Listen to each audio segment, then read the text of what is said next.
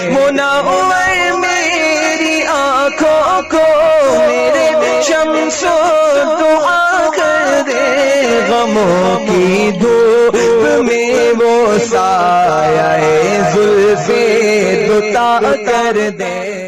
سن رہے میں ان سے بات کرنا چاہتا ہوں جن تک میری آواز پہنچ نہیں سکتی، میں ان سے مخاطبت نہیں کرنا چاہتا۔ اہل سیاست کے معاملات جانے، ظالم اپنے ظلم کے انجام کو پہنچنے کے لیے تیار رہے، کفر کردار تک کے کافر اپنے کفر کے انجام کو پہنچنے کے لیے تیار رہے۔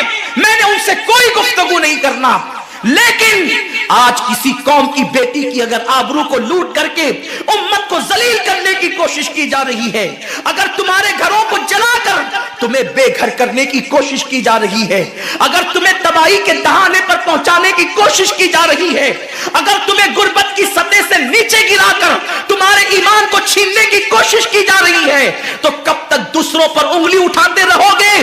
میری قوم کے جوانوں، اللہ کے حبیب نے آج سے 1450 سال پہلے تمہاری ذلت و رسوائی کا سبب بیان کیا۔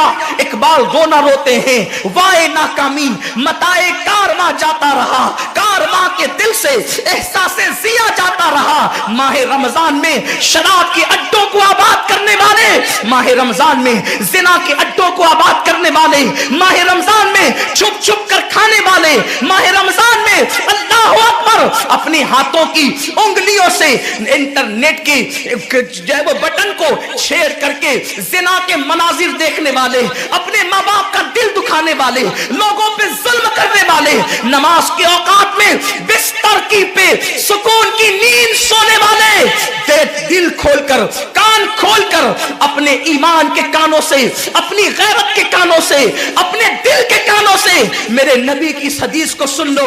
اللہ کے حبیب صلی اللہ علیہ وسلم فرماتے ہیں، میری امت کو اس وقت تک کوئی رسوا نہیں کر سکے گا، میری امت کو اس وقت تک کوئی ذلیل نہیں کر سکے گا جب تک امت ماہ رمضان شریف کا احترام کرتی رہے گی۔ حضرت ام ہانی نے پوچھا، یا رسول اللہ، ماہ رمضان شریف کا احترام کرنا کیا ہے اور رمضان شریف کا حق ضائع کرنا کیا ہے؟ آقا فرماتے ہیں، جو رمضان شریف میں بھی کبیرہ گناہوں میں مبتلا ہوتے ہیں وہ رمضان شریف کے حق کو ضائع کرتے ہیں، اور جو رمضان شریف کے حق کو ضائع کر دے پھر اس وقت امت کو ذلت و رسوائی سے دنیا کی کوئی طاقت بچا نہیں سکتی۔ آج ماہ رمضان شریف کا احترام کیا ہو رہا ہے؟ کل تک کے مسلمان اور دنوں میں گناہ کرتے تھے، لیکن رمضان شریف آتا تھا تو کم سے کم فلمیں لوگ دیکھنا بند کر دیتے تھے، داڑیاں مڈانا بند کر دیتے تھے، مسجدوں کو آباد کرنا شروع کر دیتے تھے۔ اب تو لوگ کس قدر بے باک ہو گئے، کس قدر نڈر ہو گئے کہ رمضان شریف میں بھی لوگ اپنے آپ کو گناہوں سے نہیں روکتے، بلکہ میری قوم کا جوان بڑے دھڑلے سے کہتا ہے، یار اپنے سے روزہ نہیں رکھا جاتا، اس لیے کہ ہمیں تو گٹکے کی عادت ہے، ہمیں تو پان کی عادت ہے، ہمیں تو سگریٹ کی عادت ہے۔ شرم کرو، شرم کرو۔ نبی کے نام پہ جان قربان کرنے کی بات کرنے والوں، جو نبی کے نام پر 12-16 گھنٹے بھوکے اور پیاسے نہ رہ سکے، وہ نبی کے نام پہ جان کیا قربان کر سکتے؟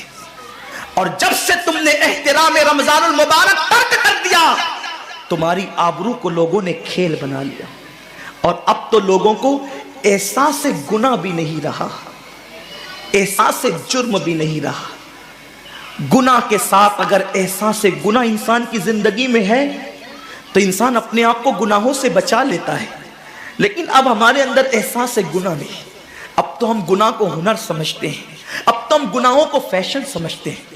احساس گناہ کیا ہے؟ اگر انسان گنہگار ہو اور احساس گناہ بھی ہو تو وہ ایک نہ ایک دن سدھر جاتا ہے، وہ ایک نہ ایک دن سنور جاتا ہے۔ ہمارے پاس احساس گناہ ختم ہو گیا۔ آئیے بتاؤں، احساس گناہ کتنی قیمتی چیز ہے۔ رمضان شریف میں کھا رہے ہیں، پی رہے ہیں، بلکہ مسلمانوں کی ہوٹلیں بند ہے تو غیر مسلموں کی ہوٹلوں میں کھا رہے ہیں، چھپ چھپ کر گھروں میں کھا رہے ہیں۔ لوگوں سے چھپ کر کھانے والوں، جو تیرا کچھ نہیں بگاڑ سکتا تو اس انسان سے چھپ کر کے کھا رہا ہے۔ جو خدا تجھے سزا دے گا کیا تو اس کی نگاہوں سے بھی چھپ سکتا ہے؟ اور روزے بھی کیا روزے رہ گئے۔ اب اب تو روزے بھی رسم بن گئے. جو روزے رکھتے ہیں رمضان شریف میں ان کو روزہ رکھنے کی عادت ہے, وہ روزے کو عبادت نہیں سمجھتے. جو روزہ عادت بن جائے وہ نجات نہیں دلا سکتا, جو روزہ عبادت بن جائے وہ نجات دلا سکتا. ایک تو روزے کی عادت ہے اور ایک تو روزہ عبادت ہے. روزہ عادت اور عبادت میں فرق کیا ہے؟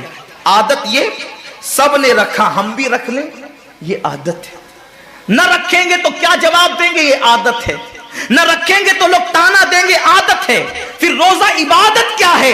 روزہ عبادت یہ ہے کہ اللہ نے روزہ رکھنے کا حکم دیا ہے اور مصطفیٰ جان رحمت نے روزے کا حق یہ بتایا ہے, اگر تو روزہ رکھے تو صرف بھوکا پیاسا نہ رہے بلکہ تیرا ہاتھ بھی روزے دار رہے, تیری زبان بھی روزے دار رہے, تیری آنکھ بھی روزے دار رہے, تیرا پیر بھی روزے دار رہے, تیرا کان بھی روزے دار رہے. کان روزے دار اس طرح کہ کان اللہ کے ممنوع کردہ چیزوں کو نہ سنے, ہاتھ روزے دار اس طرح ہاتھ اللہ کے منع کردہ کاموں کو نہ کرے, زبان روزے دار اس طرح کہ زبان اللہ کی ممنوع کردہ چیزوں کو ادا نہ کرے, پیر روزے دار اس طرح کہ پیر اس جگہ چل کر نہ جائے جہاں اللہ نے جانے سے منع کیا ہے. جب تو ان سارے اعضاء کو روزے دار بناتا ہے تو ایسے روزے کے معاملے میں میرا اللہ فرماتا ہے روزہ میرے لیے ہے اور میں ہی اس کی جزا ہوں.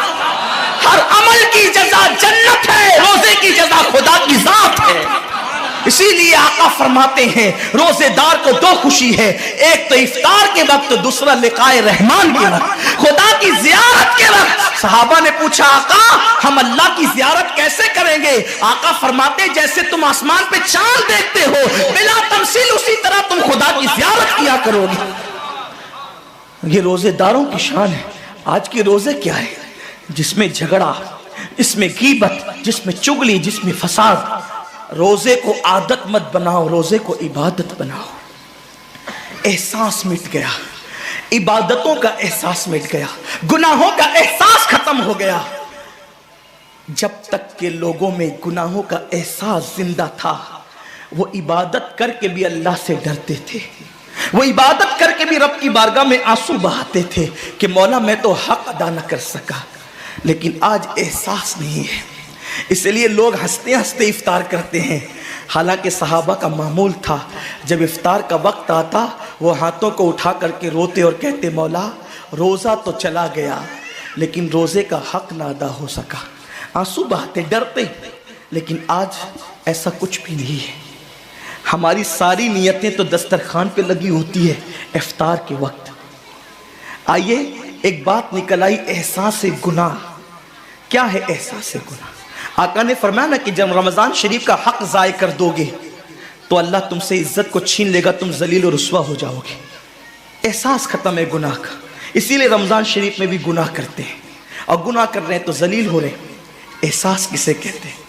احساس یہ ہے کہ میں نے کیا کیا. چھوٹے سے گناہ کو بڑا سمجھنا میں نے کیا. ایک خاتون بارگاہ رسالت میں آئی اور عرض کیا یا رسول اللہ مجھ سے زنا ہو گیا ہے, میں نے بہت بڑا جرم کر لیا ہے, آپ مجھ پہ حد لگا دیں, حد جاری کر دیں تاکہ میں گناہ سے پاک ہو جاؤں. اللہ کے حبیب نے احساس گناہ دیکھ کر کے فرمایا کہ جا ابھی تیرے پیٹ میں بچہ ہے, تیرے جرم کی سزا تیرے پیٹ کے بچے کو نہیں دی جا سکتی. اگر تجھ پہ حد لگے گی تو وہ بچہ بھی ختم ہو جائے گا. جب بچہ پیدا ہو جائے اس کے بعد آنا. بچہ پیدا ہو گیا تو وہ لے کر کے آئی. آقا فرماتے ہیں تیری جان چلی جائے گی تو اس کی پرورش کون کرے گا, اس کو دودھ کون پلائے گا؟ جا اس کو دودھ پلا اس وقت تک جب تک یہ کھانے نہ لگے. وہ بچے کو 2 سال تک دودھ پلاتی رہی اور جب بارگاہ رسالت میں آئی تو بچے کے ہاتھ میں روٹی کا ٹکڑا دے کر کے آئی. بچہ روٹی کھا رہا تھا. عرض کی آقا مجھ پہ حد جاری کریں تاکہ میرا گناہ جو میرے دامن پہ لگا ہے وہ دھل جائے. حضور نے 3 مرتبہ اس کو اپنے دروازے سے ٹالا.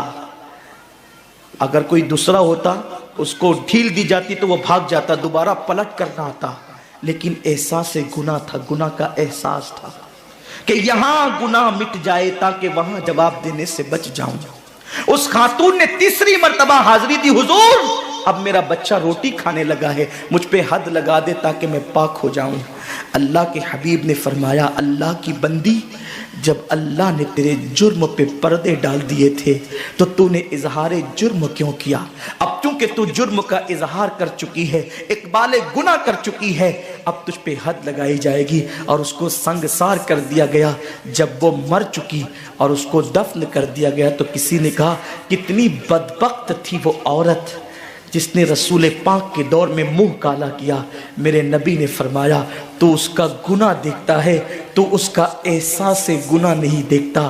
اس نے ایسی توبہ کی ہے، اگر اس کی توبہ 70 جہنمیوں پہ تقسیم کی جاتی تو اللہ ان کو بھی جنت عطا فرما دیتا۔ آقا کریم صلی اللہ علیہ وسلم فرماتے ہیں جو رمضان شریف میں گناہ کبیرہ کرتے ہیں، اب گناہ کبیرہ کی بہت بڑی تعریف ہے، اس کو نہیں بیان کروں گا، لیکن جو گناہ کبیرہ بڑا گناہ کرتے ہیں، پہلی بات تو چونکہ میرا مسلک صوفیہ ہے، صوفیہ سے کسی نے پوچھا کہ گناہ بڑا کیا ہے؟ امام غزالی فرماتے ہیں نہ کوئی گناہ چھوٹا ہے نہ کوئی گناہ بڑا ہے، بات تو یہ ہے جس گناہ پر خدا تیری پکڑ کر لے وہی گناہ سب سے بڑا ہے، اور جس نیکی پر خدا تجھے بخش دے وہی نیکی سب سے بڑی ہے۔ کسی گناہ کو چھوٹا سمجھ کے مت کرو، پتہ نہیں وہ کس گناہ پہ ناراض ہو جائے۔ تو اللہ کے حبیب صلی اللہ علیہ وآلہ وسلم فرماتے ہیں جو رمضان شریف میں بڑا گناہ کبیرہ گناہ کرتے ہیں، سال بھر تک فرشتے اس پہ لعنت کرتے رہتے ہیں، اور اگر اسی سال اس کو موت آ جائے، اسی سال جس نے ماہ رمضان میں گناہ کبیرہ کیا تھا، اس نے بڑا گناہ کیا تھا، اب بڑے بڑے گناہوں کو گنایا گیا۔ مثال کے طور پر کسی عورت پر غلط نیت سے نظر ڈالنا یہ گناہ کبیرہ ہے، جھوٹی قسم کھانا یہ گناہ کبیرہ ہے، ناپ تول میں کمی کرنا یہ گناہ کبیرہ ہے، کسی کو دیکھ کر اس کا مذاق اڑا کے دل دکھانا یہ گناہ کبیرہ ہے، کسی کی امانت میں خیانت کرنا یہ گناہ کبیرہ ہے، ماں باپ کا دل دکھانا یہ گناہ کبیرہ ہے، کفر کرنا یہ گناہ کبیرہ ہے، بلکہ اکبر الکبائر ہے۔ 70 کی فہرست امام سیوطی نے گنائی ہے، اور پھر 70 کی فہرست گنانے کے بعد فرماتے ہیں 70 پر یعنی 1 2 3 4 والا 70 نہیں، بلکہ اللہ کے حبیب نے یہاں جو 70 فرمایا ہے یہ 70 گنتی والا 70 نہیں ہے، بلکہ کثرت بتانے کے لیے 70 ہے۔ جیسے کہ ہم کہتے ہیں نا میں نے تجھے 50 بار سمجھایا تو نہیں مانا، میں 100 بار تیرے گھر آیا تو نہیں ملا، تو اس کا مطلب یہ نہیں کہ 99 کے بعد ایک جو ملا کر کے آتا ہے وہ 100 نہیں، گنتی کا 100 نہیں، یہاں 100 بتانا کثرت بتانے کے لیے ہے، یہاں 50 کہنا کثرت بتانے کے لیے ہے۔ تو اللہ کے حبیب فرماتے ہیں 70 بڑے گناہ ہیں، یعنی اتنی طویل تعداد میں اتنی کثرت سے ہے بڑے گناہ کہ تم ان کو شمار نہیں کر سکتے، بس اتنا کہ جس گناہ پہ خدا ناراض ہو جائے وہ بڑا گناہ۔ تو جس نے رمضان شریف میں قصدن بڑا گناہ کیا، قصدن، نماز کو چھوڑنا بھی گناہ کبیرہ ہے، نماز کو ترک کرنا بھی گناہ کبیرہ ہے۔ میرے آقا صلی اللہ علیہ وسلم کے دیوانوں، کھیل کود میں وقت کو ضائع کرنا، وقت کا ضیاع، یہ بھی گناہ کبیرہ ہے۔ آقا فرماتے ہیں جس نے رمضان شریف میں گناہ کبیرہ کیا، اس رمضان سے لے کر آنے والے رمضان شریف تک فرشتے اس پہ لعنت کرتے ہیں۔ یہ لعنت کیا ہے؟ لعنت سمجھتے ہیں؟ لعنت کا مطلب یہ ہے جس پہ لعنت پڑی وہ ہمیشہ کے لیے اللہ کی رحمت سے دور ہو گیا۔ انسان کی لعنت کیا ہے؟ انسان کی لعنت، ایک جانور پر حضور علیہ الصلوۃ والتسلیم کسی صحابی کے جانور پر بیٹھے تھے، وہ دھیرے چل رہا تھا، کسی نے کہہ دیا کہ اس پہ لعنت ہو، یہ دھیرے چلتا ہے۔ حضور علیہ السلام نے اس جانور کے نیچے اتر کر فرمایا جس پہ لعنت کر دی گئی میں اس جانور پہ سواری نہیں کر سکتا۔ یہ ایک انسان کی لعنت کا اثر ہے، جس پہ معصوم فرشتے لعنت کرے اس کا انجام کیا ہوگا؟ وہ بھی 1 2 لعنت نہیں۔ رمضان شریف کو چھوٹا مت سمجھیے، 1 کے 70 پر آپ کی نظر ہے، گناہ نیکیوں کی کثرت پہ آپ کی نظر ہے، گناہوں کی تباہی پہ آپ کی نظر نہیں ہے۔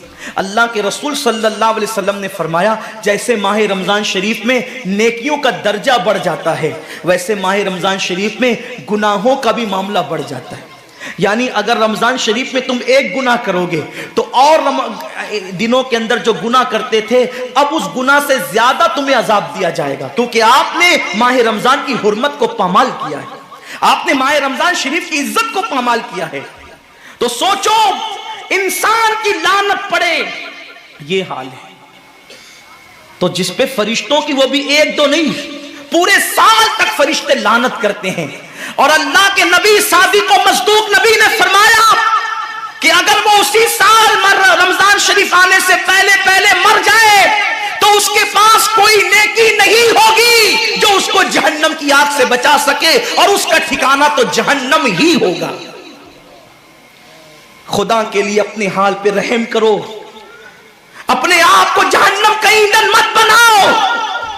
ہمارا جسم اتنا طاقتور نہیں ہے کہ ہم اپنے جسم پر جہنم کے عذاب کو برداشت کر سکے۔ میری قوم کے جوانوں، اپنی جوانی پہ اترانے والوں، اپنی قوت پہ ناز کرنے والوں، اللہ کے رسول صلی اللہ علیہ وسلم فرماتے ہیں کہ جہنم کی آگ کی ایک چنگاری اگر دنیا کے سمندر میں ڈال دی جائے تو دنیا کے سارے سمندر آگ سے بھڑکنے لگے۔ اس چنگاری کو، وہ جہنم کی چنگاری کو سمندر ٹھنڈا نہیں کر سکتے، بلکہ سمندر کو وہ ایک چنگاری بھڑکا دے گی اور سمندروں کے اندر آگ لگ جائے گی۔ جو ایک چنگاری سارے سمندر کو بھڑکا دے، اللہ اکبر، اس جہنم کے اندر یہ چھوٹا سا وجود جو چھوٹی سی، اللہ اکبر، اگر بتی کے چٹکے کو برداشت نہیں کر سکتا، جو چراغ کی لو کی تیز کو، جو چراغ کی لو کی حرارت کو برداشت نہیں کر سکتا، جو سگریٹ کے چٹکے پر بے قرار ہو جاتا ہے، یہ چھوٹا سا وجود جب جہنم کے اندر داخل کیا جائے گا